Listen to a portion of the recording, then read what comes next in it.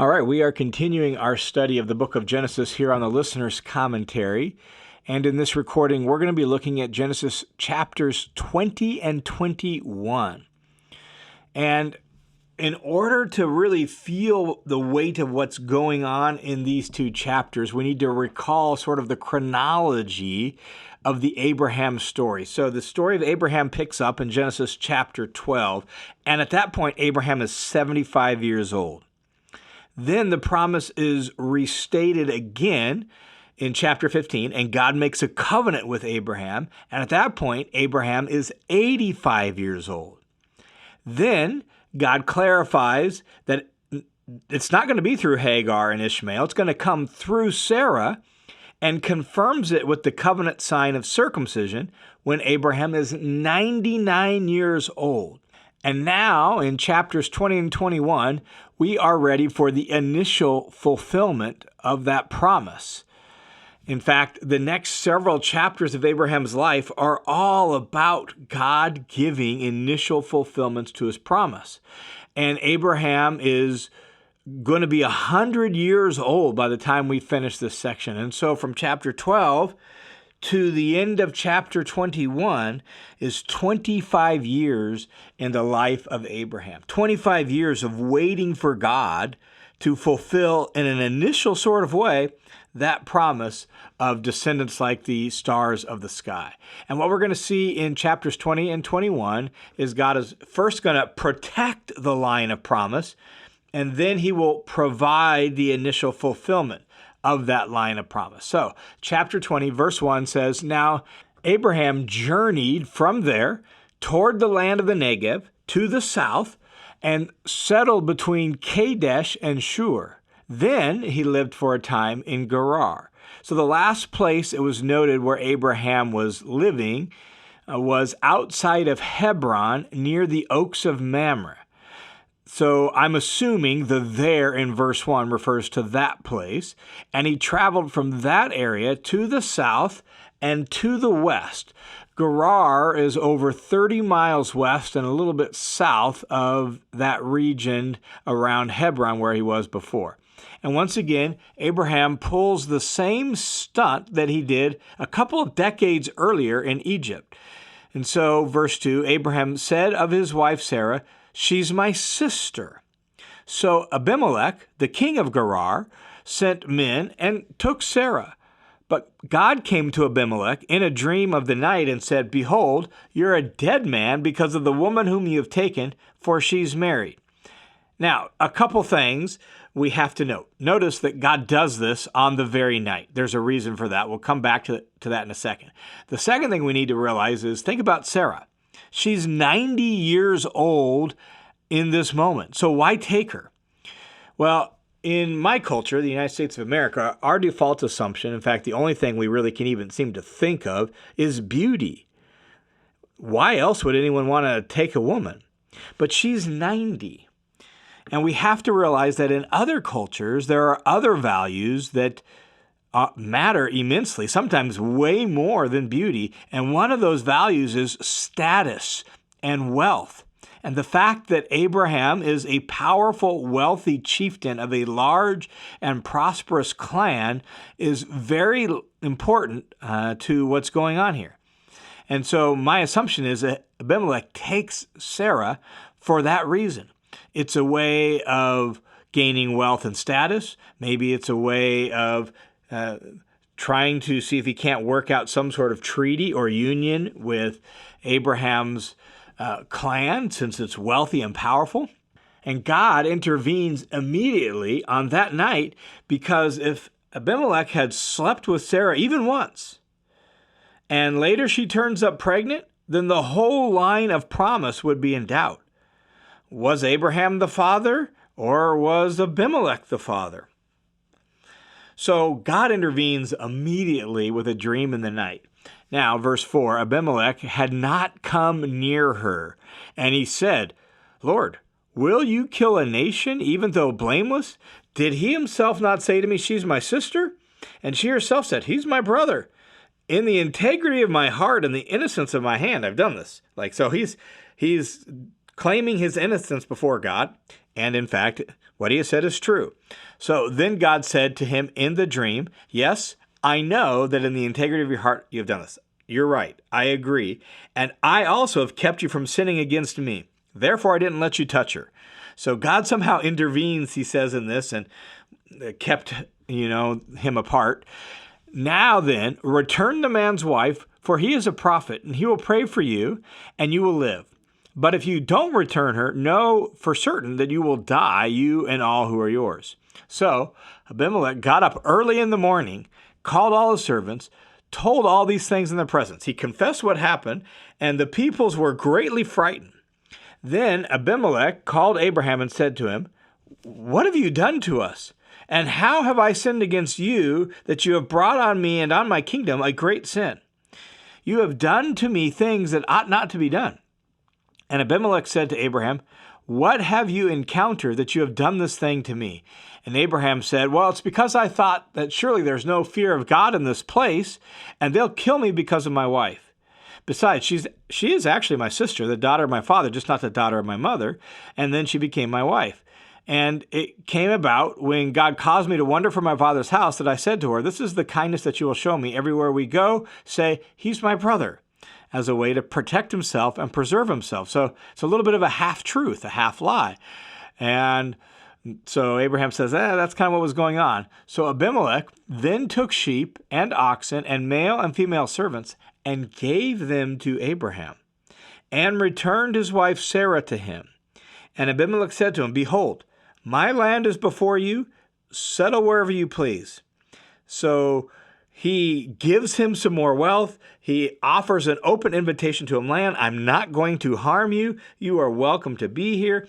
To Sarah, he said, look, I have given you your brother 1,000 pieces of silver. It's your vindication before all who are with you, and before everyone, you are cleared. And so he essentially makes sure that Sarah is returned with her honor intact. You're cleared and vindicated. 1,000 pieces of silver is a huge sum. In fact, one scholar claims it's more than the average worker would have made in a lifetime at that time and place. And so it's a huge sum, and it's a way of guaranteeing that Sarah was untouched and she can return with her honor intact. So then, Abraham prayed to God, and God healed Abimelech and his wife and his female servants so that they could give birth to children, because the Lord had completely closed all the wombs of the household of Abimelech because of Sarah, Abraham's wife. Now, having protected the line of promise from Abraham's foolishness, God is now ready to fulfill his word to Abraham and Sarah, the word that he had said, within a year you'll have a son. So chapter 21 is now how God fulfills that word. So chapter 21, verse 1, the Lord took note of Sarah as he had said, and the Lord did for Sarah just as he had promised. So Sarah conceived and bore a son to Abraham in his old age at the appointed time which God had spoken to him, a year later, just as he had promised in chapter 17. Abraham named his son who was born to him, the son whom Sarah bore to him. Notice the emphasis on Sarah in this story, because God had said it's going to be through Sarah, not just through your body, not through Hagar and Ishmael, through Sarah. So the son Sarah bore to him, Abraham named him Isaac. Isaac means he laughs, because remember, all the laughter involved surrounding the promise that Sarah would have a son. Then Abraham circumcised his son Isaac when he was 8 days old, just as God had commanded him. Now Abraham was 100 years old when his son Isaac was born to him. And Sarah said, God has made laughter for me. Everyone who hears me will laugh. And so there's laughter at the promise. Now she says, I am full of joy and laughter in this moment. Those who hear are going to laugh with me. And she said, who would have said to Abraham that Sarah would nurse children? And yet I have given birth to a son in his old age. And the child grew and was weaned, probably around 2 to 3 years old. And Abraham held a great feast on the day that Isaac was weaned, celebrating him. Now he's alive and healthy and weaned. This was a way to kind of commemorate that he made it through the dangerous period of the initial part of his childhood. And Sarah saw the son of Hagar the Egyptian, that is Ishmael, whom she had borne to Abraham, mocking Isaac. And that word mocking is a strong word, not just teasing, but like demeaning and mocking. Now we have to remember how old Ishmael and Isaac are at this stage. So Ishmael is probably around 15 or so at this point in time. Isaac is around 2 to 3. Therefore, verse 10, Sarah said to Abraham, "Drive out this slave woman and her son, for the son of the slave woman shall not be heir with my son Isaac." Now, we need to at least understand a little bit about the cultural context. Hagar's status had completely changed when Sarah gave her to Abraham for the purpose of providing an heir. Before that, Hagar was just a servant in the household, and any children that she had borne would have been servants, not heirs.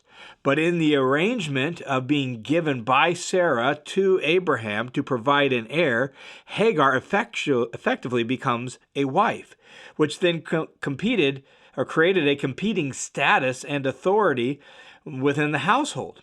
And so what Sarah is telling Abraham to do in this moment in verse 10 is formally divorce Hagar, separate from her in a formal sort of way, give Hagar her freedom, and thus remove Ishmael from any place in the household. Well, the matter distressed Abraham greatly, verse 11, because of his son Ishmael.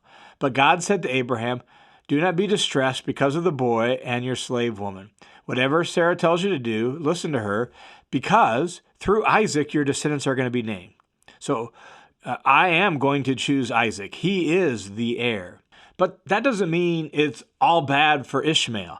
So look at verse 13. "And of the son of the slave woman, I will make a nation also, because he's your descendant."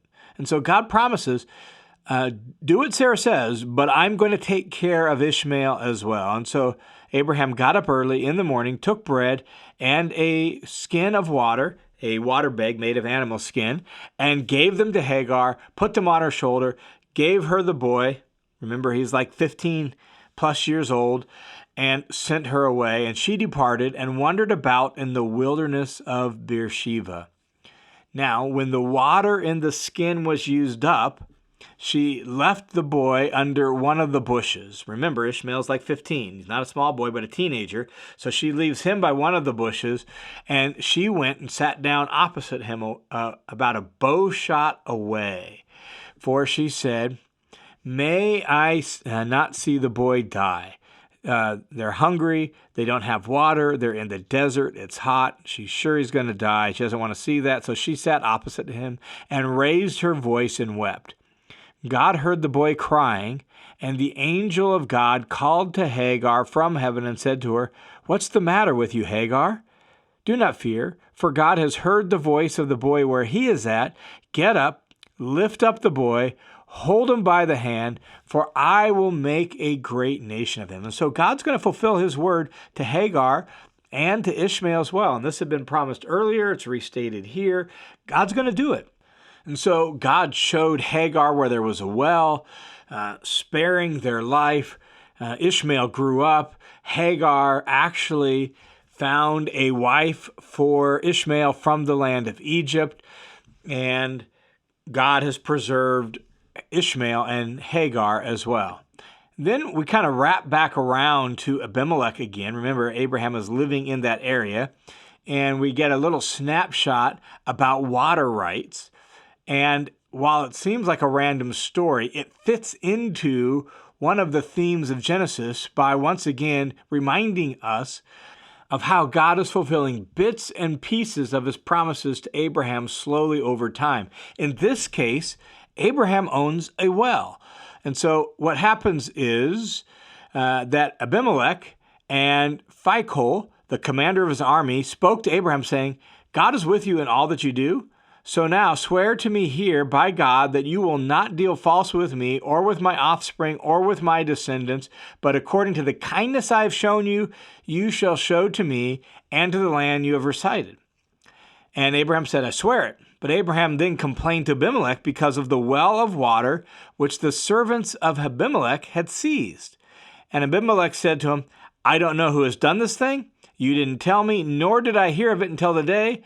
And so Abimelech saying, look, didn't know about that. I didn't know my servants had done that. Water rights were a huge deal when you're trying to water your animals and your household. And so Abraham took sheep and oxen, gave them to Abimelech, and the two of them made a covenant.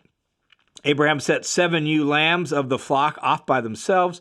Abimelech said to Abraham, what do these 7 ewe lambs mean that you've set by yourselves? He said, you're going to take these 7 ewe lambs from my hand so that it may be a witness for me that I have dug this well. And digging a well took a lot of work, so Abraham wants Abimelech and everyone to know that he is the owner of this well. And once again, that's just another piece of the promise being fulfilled, a little bit of a land promise. I own this well. And therefore, he called that place Beersheba because there the two of them took an oath. So they made a covenant at Beersheba, and Abimelech and Phicol, the commander of his army, got up and returned back to their region. And Abraham planted a tamarisk tree at Beersheba, and there, once again, he called on the name of the Lord, the everlasting God. And these moments we see in Genesis where Abraham calls on the name of the Lord usually symbolize some significant moment. And in this case, it's this moment of he has a well for his people, and he has peace with the people of the land. And Abraham resided in the land of the Philistines for many days. Now, as we wrap up this section, just again, some theological reflections here. Primarily, it's simply this, that we see God being capable of protecting his promise and fulfilling his promise in the midst of ordinary life.